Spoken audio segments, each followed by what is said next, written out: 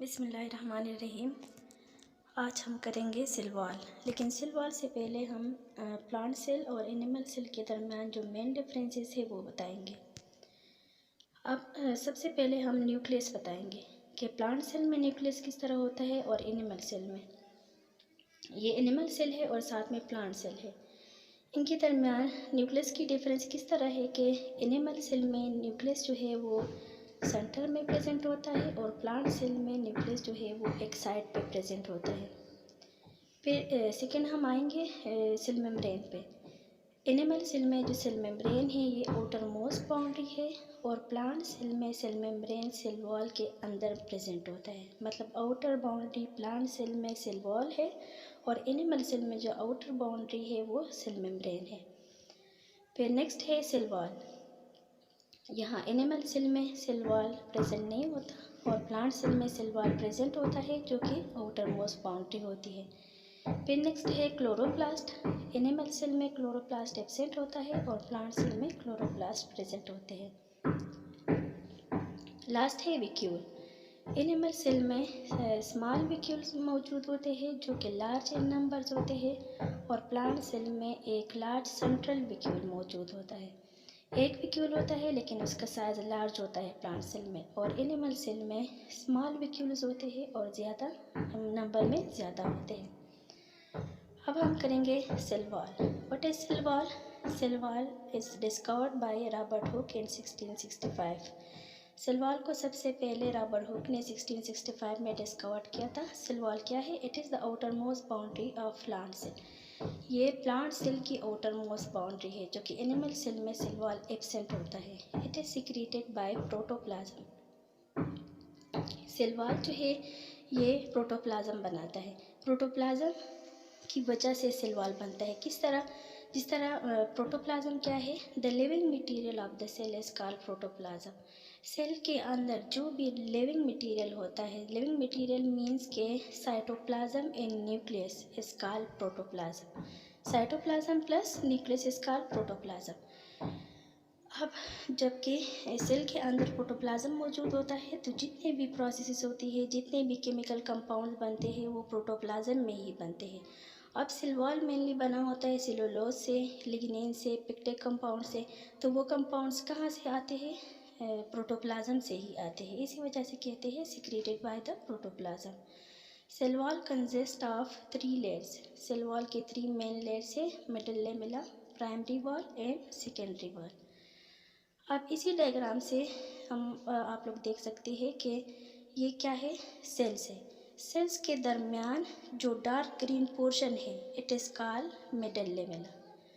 दरमियान में मतलब सेल्स को एक दूसरे के साथ कंबाइन रखने के लिए जो लेयर यूज़ होता है it is called middle lamella.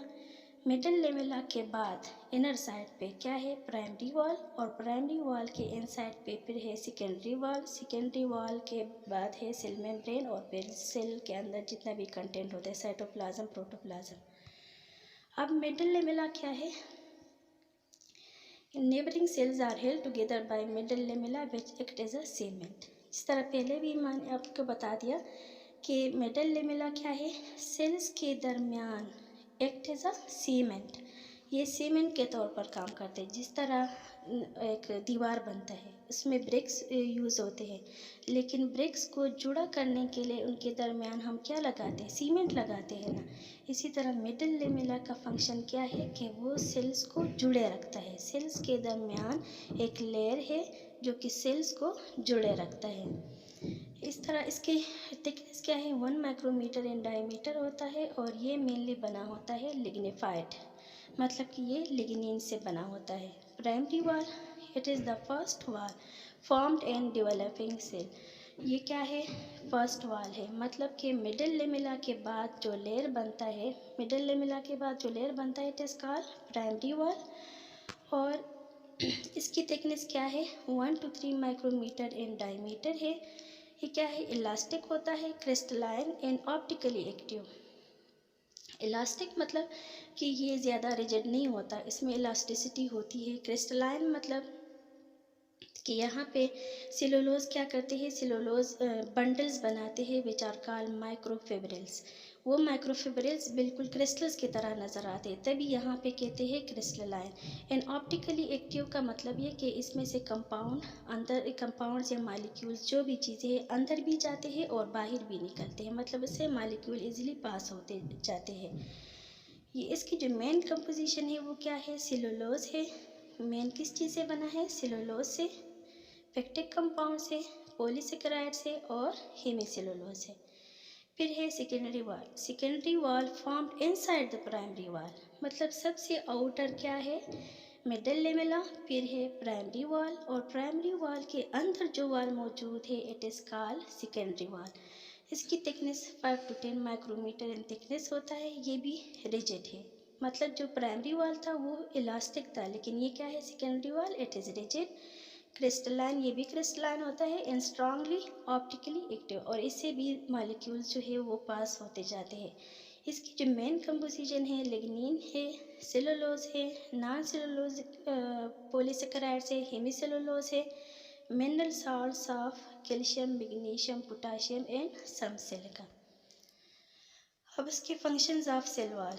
Cell wall के फंक्शंस क्या हो सकते हैं, it provide framework for the cell, ये क्या करते हैं, सेल को एक फ्रेमवर्क देते हैं। मतलब कि अगर सेल में अमाउंट ज़्यादा हो जाती है सोल्यूशन की, सॉल्वेंट्स की, सोल्यूशन की, तो ये सेल को क्या करते हैं, प्रिवेंट करते हैं फ्रॉम बर्स्टिंग। दूसरा है इसका maintain shape and form of the cell, ये सेल के शेप को मेंटेन रखता है ताकि सेल में मतलब कोई इस तरह की चेंजेस ना हो जिसकी वजह से सेल डैमेज हो जाए। प्रोटेक्शन, सेकेंड थर्ड वन है प्रोटेक्शन, के मतलब ये प्लांट को प्रोटेक्ट भी करता है, कोई भी वायरस बैक्टीरिया यहाँ पे आके अगर अटैच भी हो जाए तो इजीली एंटर नहीं हो सकते, तभी इसका जो और फंक्शन है वो क्या है, प्रोटेक्शन है। एंड सपोर्ट मीन्स कि ये रिजिड स्ट्रक्चर होता है, इसी वजह से ये प्लांट को सपोर्ट भी प्रोवाइड करते हैं।